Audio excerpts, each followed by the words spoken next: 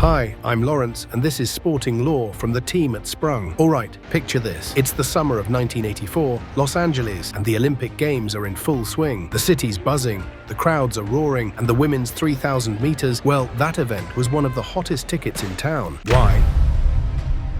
All eyes were on Mary Decker, America's golden girl. She had the kind of record that made her practically untouchable at middle-distance running. Everyone believed this was her race to win. But as is so often the case in sports, the script wasn't so simple, right? Enter Zola Budd, just 17 years old, running barefoot and already tearing up the record books. She was this raw talent from South Africa, but, and here's where it gets sticky, South Africa was banned from the Olympics at the time because of apartheid. So Zola, through a controversial technicality, ended up competing for Great Britain. Well, the media didn't exactly hold back their scrutiny. So you've got Decker, the home favorite, showered in adoration, and then you've got Budd, young, controversial, but undeniably gifted. Two incredible talents, each carrying the weight of entirely different expectations. You can already feel the tension building, can't you? This wasn't just another race.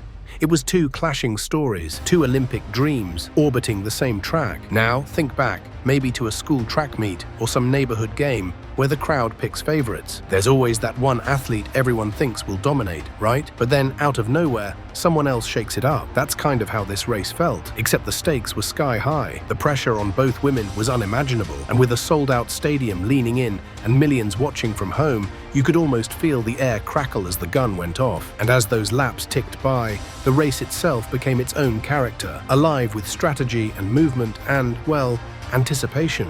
Mary held her ground with her trademark poise, while Zola's smooth strides and fearless pacing made her impossible to ignore. It was like watching two forces of nature inch closer and closer together, the finish line still a distant thought. And then, so right at that moment, the race wasn't just about speed or endurance anymore, it became this almost intricate dance of technique and instinct, didn't it? And that's where things, well, took a turn. Because here's what made the clash so unforgettable. Mary and Zola ran with completely different styles that just, didn't sync. Take Mary Decker. She was aggressive. Her racing was all about power, commanding her space, driving forward like she owned every inch of that track. And honestly, in her prime, she probably did. Then there's Zola Budd, barefoot, with this light, nimble way of moving that kinda made her look like she was floating half the time. It was unorthodox, yeah, but it worked for her, until it didn't. And here's the thing that's kinda fascinating. Experts, like track coaches and analysts over the years, have gone back and forth over who was at fault. Was it Zola's inexperience, maybe veering in too tight? Or was Mary's aggressive style just too risky when running in close quarters? Probably, like most things in sports,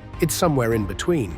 What's undeniable is that this moment, they collide, Mary stumbles, and her Olympic dream just evaporates in seconds, became way bigger than the race itself.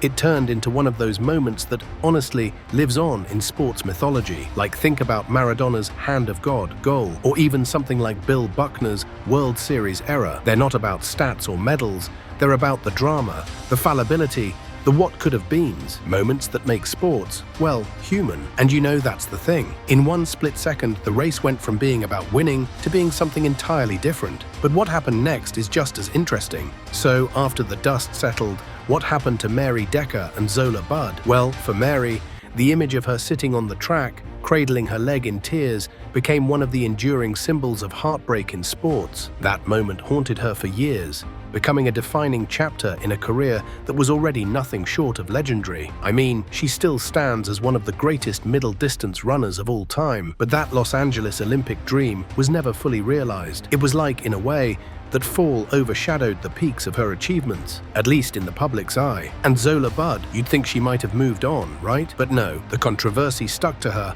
following her wherever she went. She was vilified by some, defended by others, but always scrutinized. Even in interviews years later, you can tell she still carries the weight of that day. And yet, she kept running, she kept competing. Maybe it was resilience, or maybe it was just her way of trying to outrun the shadows of the past. Either way, it's a testament to her determination. But here's the thing I keep coming back to, and maybe you've been thinking about it too. Is this just how sports works? No matter how much an athlete trains, no matter how great their talent or drive, one moment, one misstep can change change everything. It's fascinating and honestly a little bit unsettling, isn't it? The balance of skill, strategy, and pure unpredictability makes sports so compelling but also so unforgiving. And that's why this story has such staying power. It's not just about a fall on the track, it's about the ripple effects.